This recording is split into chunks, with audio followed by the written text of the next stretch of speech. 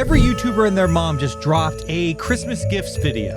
And the lemming that I am chasing after them and dropping my Christmas video. However, it's a little different because I have some bones to pick with some of these picks I've been seeing on these Christmas videos. My list is just a little bit different. You see, I'm looking at these list videos and they all have very similar games to them. There's definitely some unique ones out there, don't get me wrong, but there are some heavy hitters coming in on nearly every single list. And I've got some problems with some of those heavy hitters. And we're gonna talk about them. We're gonna just jump right into it. And maybe I'll give you a couple alternatives to those games that everyone is telling you to buy right now. If you wanna create lists like this, go to crdbrd.app. That is this channel's sponsor. No, not really. It's actually just my app. Go there and you can make board game lists just like this right this second. And on to the list. First up, and in no particular order, Flip 7. Flip 7 is an activity, we'll say. It is a game that just is basically pure push your luck. And on your turn, you pretty simply say stay or hit. Ultimately, you're trying to flip 7 cards over without hitting a duplicate. The moment you hit a duplicate, you bust, you lose all of your points, so on and so forth. You repeat round after round until somebody gains enough points to actually win the game. There's a couple fun little cards in there that you could throw to someone else and make them flip a few cards in a row or maybe freeze them out of the game. But for the most part, it's just pretty simple. I don't know, blackjack? But blackjack is actually harder to bust in. So why don't you want to buy this incredibly popular game that's only like $7-8, maybe 10. I think I saw it as low as 7 yesterday. If your loved one likes to actually have agency in the games they play, if they like to play a game other than just saying hit or stay, and they don't like bad beats because this game produces a lot of them, stay away from Flip 7. If you must have a game with Flip in its name, I highly recommend Fliptoons. And I'll probably be recommending this game for quite a long time because if you love deck building or you're new to deck building, it's a wonderful game and it's very simple. In Fliptoons, the decisions are nearly as easy where you're just trying to buy new cards to try to create synergies and you flip them all out regardless. You have no control over that whatsoever. So it's still a really nice kind of entry-level game and has flip in the title. Next up, Magical Athlete. Now, this one's tough for me to say stay away because it's kind of a really cool game. I mean, it shares something with Flip 7 that's incredibly easy. On your turn, you're doing one thing. You're just rolling one die. It's a roll and move, kind of like Candyland. If somebody doesn't like Candyland, they still might actually like this game because you're racing 4 different racers over 4 different races with absolutely insane powers. I've had a blast every single time I've played this. So why am I saying don't buy it? Well, it's not about don't. The question is, can you? Everyone is recommending this game right now, and I'm thinking to myself, how hard is this thing going to be to find, if not already? And it really is very difficult to find. On CMYK's website, it's still technically pre-order. That's where I got mine. It's already been shipped. But that I don't know if that means they're not shipping for a long time. Finding this at your friendly local game store is likely gone. And, it's not even the hobbyist. The Schoolhouse Rock art on this is probably drawing a lot of people just to pick it up and buy it. So if you get your hopes up on finding Magical Athlete for your loved one, good luck. It's probably not going to happen. So what should you get instead? Candyland? No, I'm going to stay in the racing realm, something that you're going to absolutely still be able to find. And it's also a deck builder similar to Fliptoons.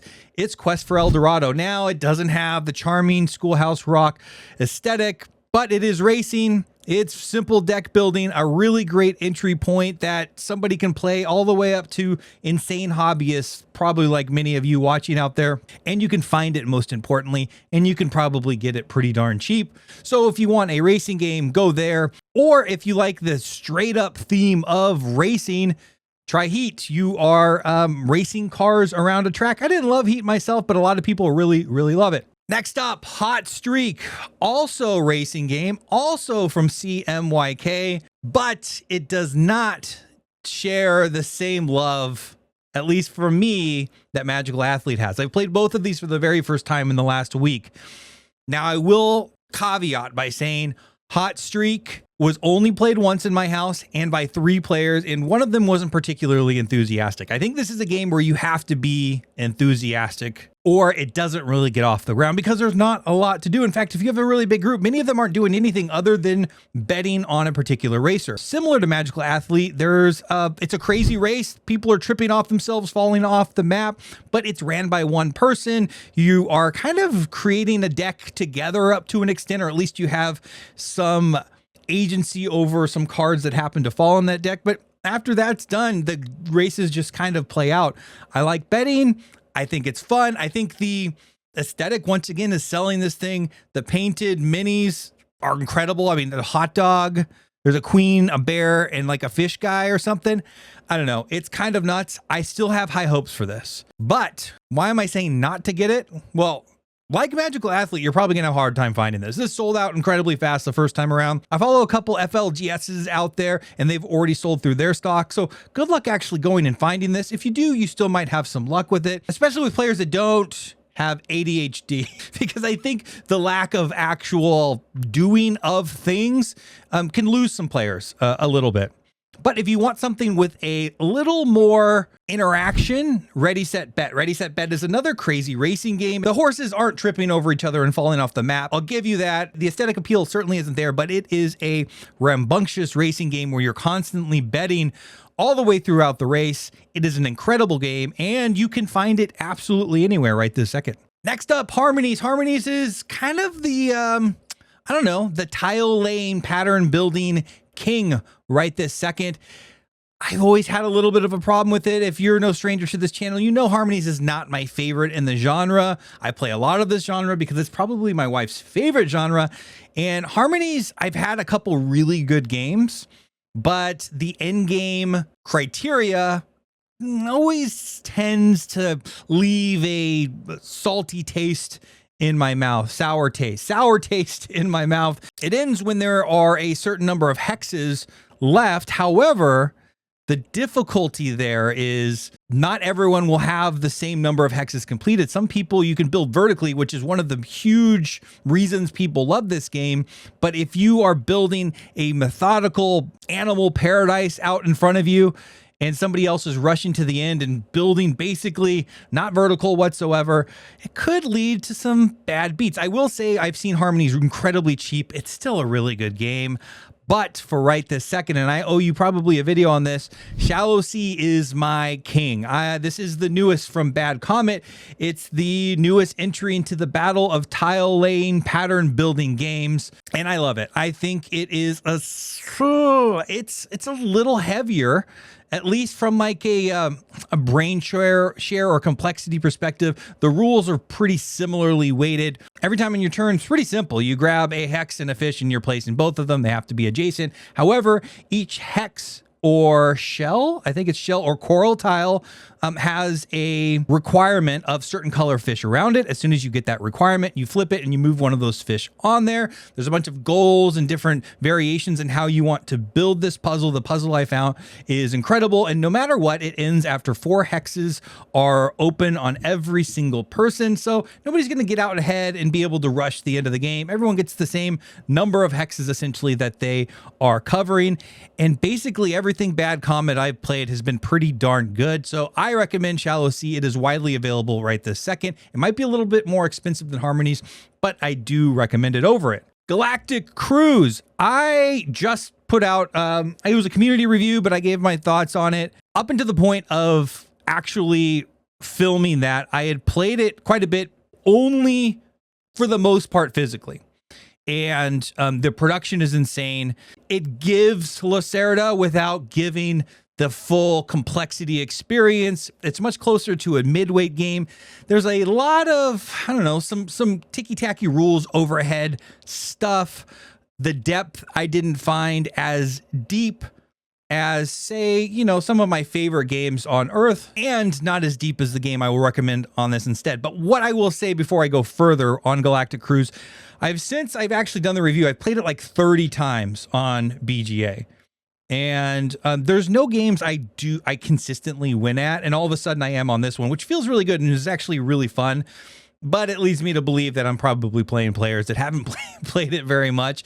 Once you get it down and you kind of understand how to pull the levers in the right way, there's not a ton of variation in there to have you play the game differently or have you approach the game differently. There are definitely some aspects, and I won't get into it now. I may even re-review this because I think I actually like it better now that I've played it more.